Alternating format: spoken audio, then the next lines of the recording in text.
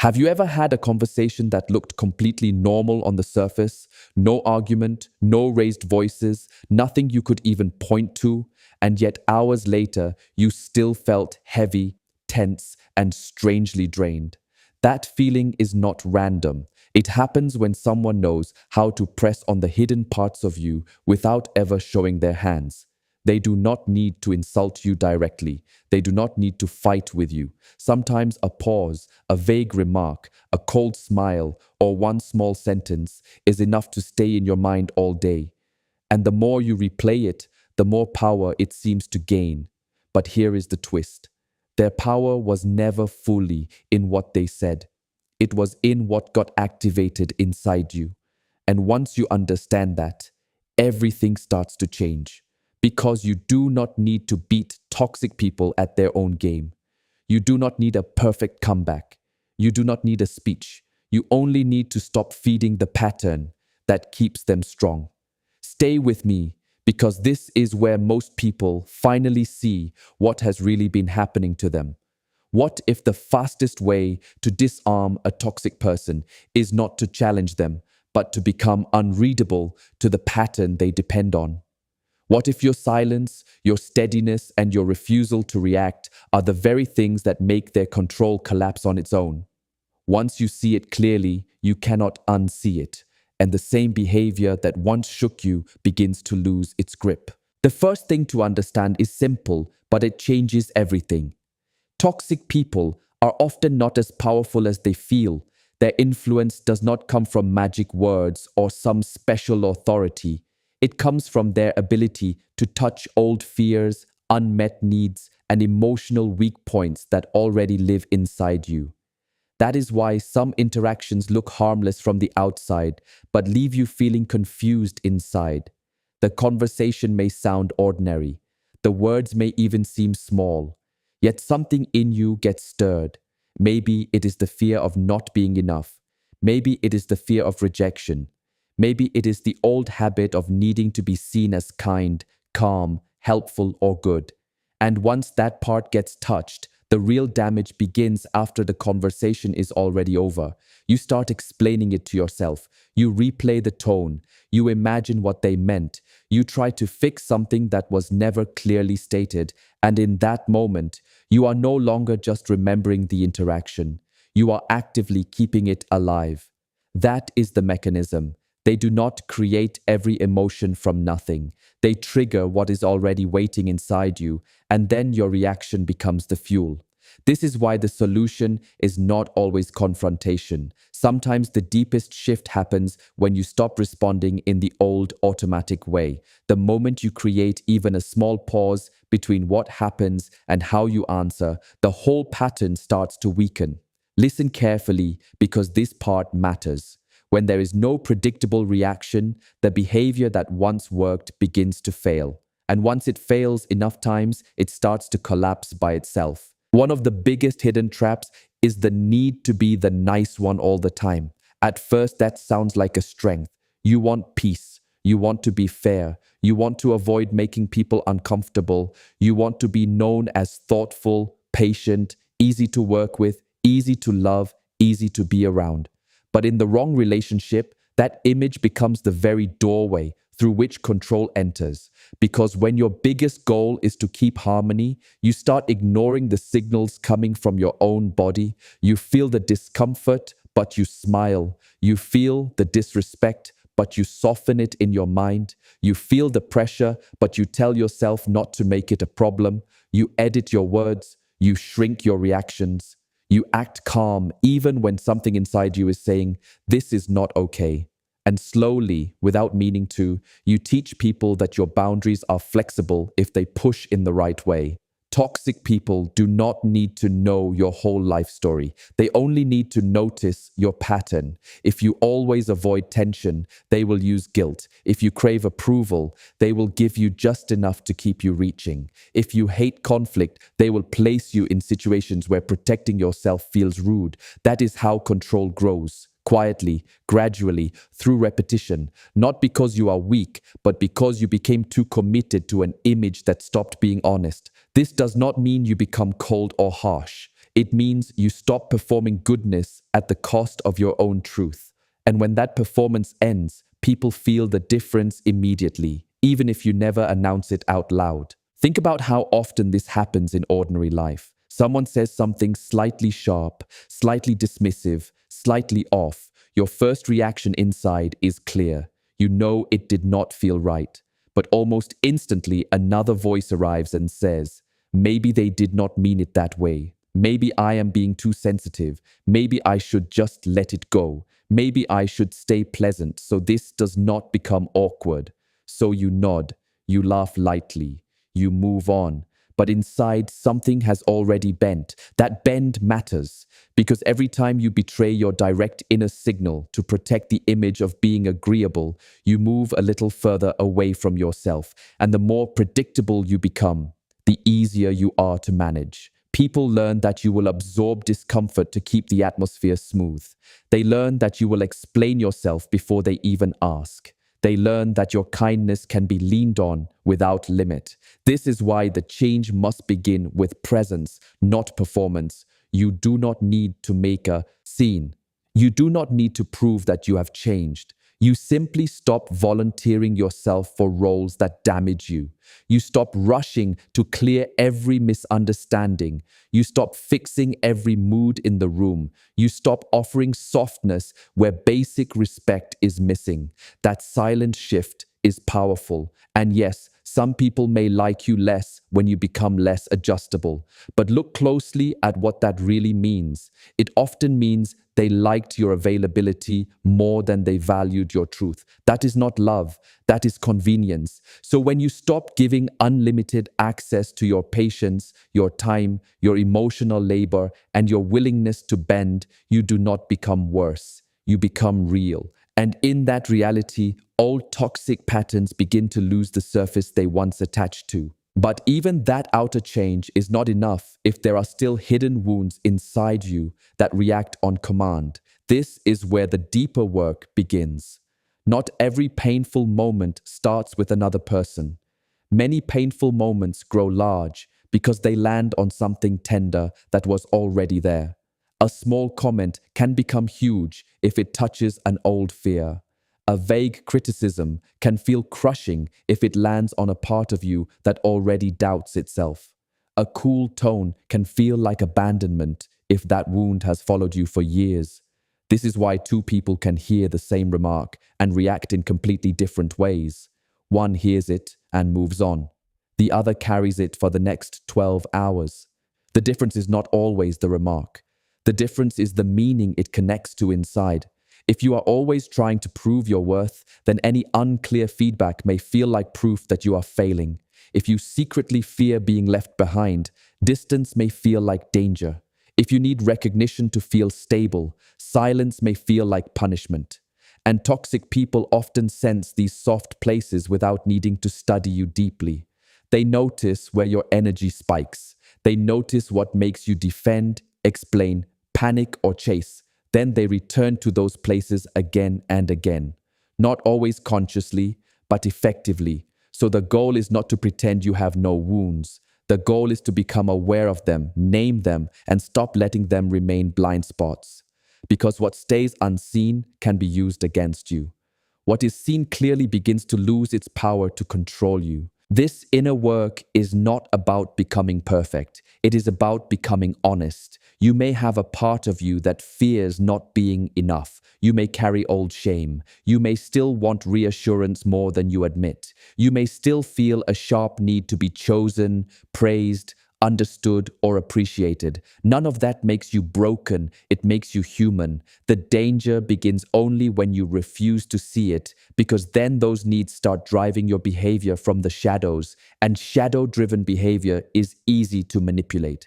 The moment someone touches that hidden place, you react before you even understand what happened. You over-explain, you overgive, you overthink, you try harder, you become tense. You work to fix a feeling instead of facing its true source. But when you start telling yourself the truth, something changes. You can say, yes, that comment stirred my insecurity. Yes, their silence triggered my fear. Yes, I wanted their approval more than I want to admit. That kind of honesty is powerful because it brings the reaction into the light. Once it is in the light, it slows down. And when it slows down, you can choose instead of just repeating. You can hear the remark without making it your identity. You can notice the trigger without obeying it. You can feel the discomfort without turning it into a crisis. This is where steadiness begins, not in pretending nothing touches you, but in knowing what touches you and refusing to be dragged by it. Watch what happens when you do this consistently. The same tactics start missing their mark. The same hooks start landing in empty air.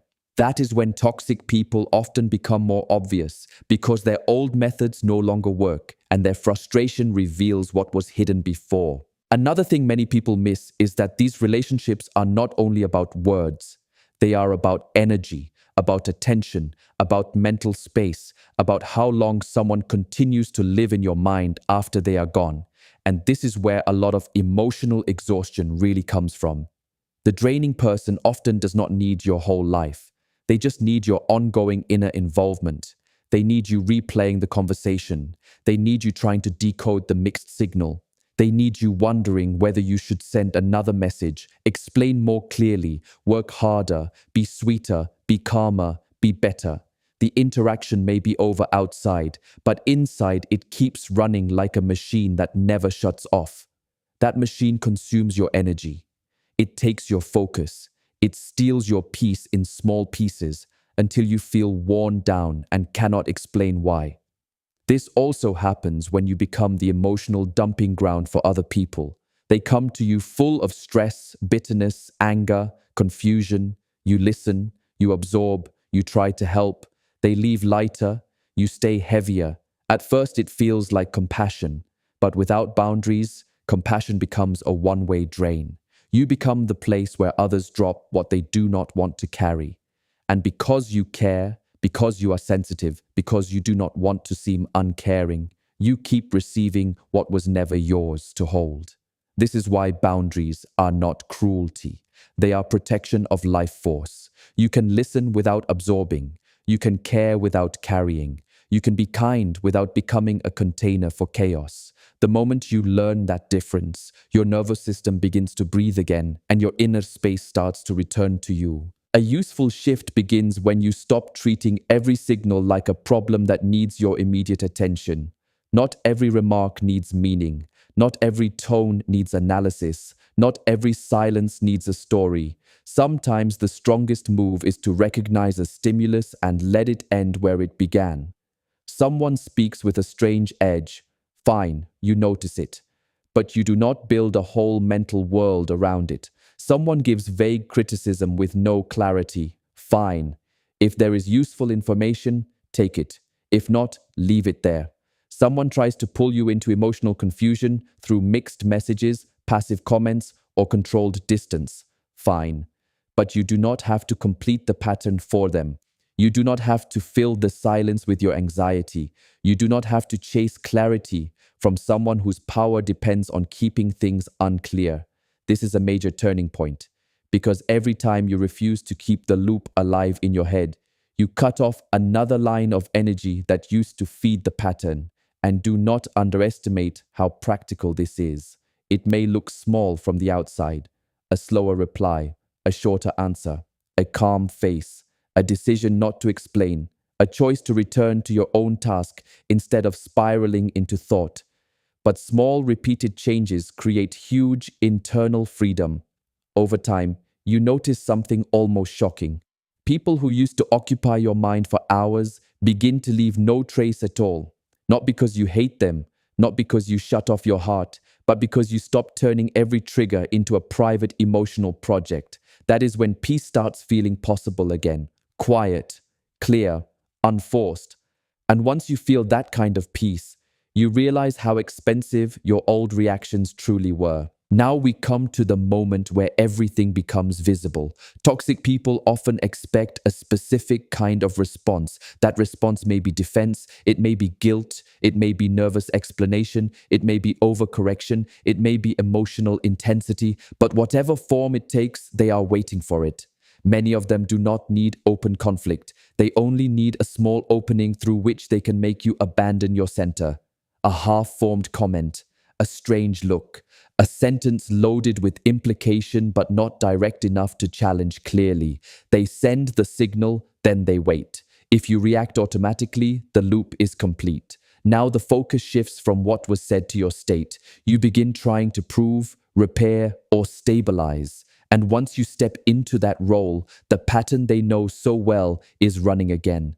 This is why the pause is so powerful. The pause breaks the expected rhythm. When something triggers you, do not rush. Breathe. Slow your pace. Let your body settle before your mouth moves.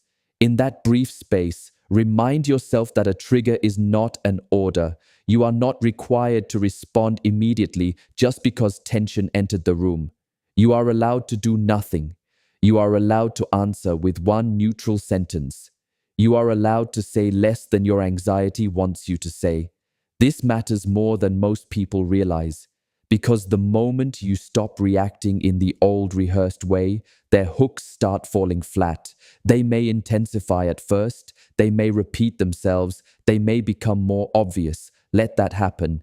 It usually means the old doorway is closing, and once it closes, the pattern loses the structure that kept it alive. Think of a person at work who keeps making indirect comments that leave you feeling targeted but give you nothing clear to answer.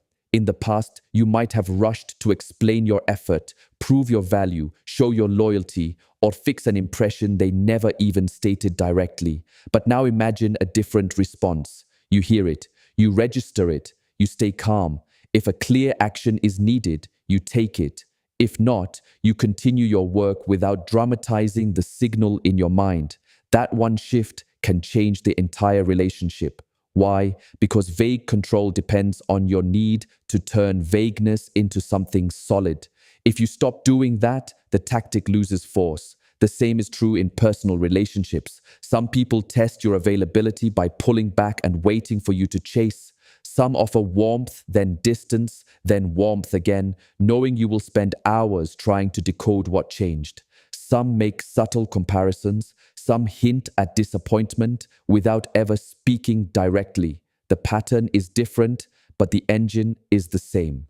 They toss a signal. You supply the emotional labor. You complete the circuit. But when you stop reacting as expected, the circuit breaks. Suddenly, they can no longer predict you. Suddenly, the old script no longer moves forward. That is why silence can be more powerful than explanation. Not cold silence, not punishing silence, just grounded silence. Silence that says, I will not leave myself to manage your ambiguity. And here is the beautiful part. You do not need to convince them of anything. You do not need them to understand your growth. You simply stop offering the reaction that once kept the system alive. In time, that alone changes more than arguments ever could. There is one more layer, and it is the deepest one. Their power weakens most when you no longer need from them what you should have been building inside yourself. This is hard to admit, but necessary. Some toxic people stay powerful because they hold access to something you still believe they can give you.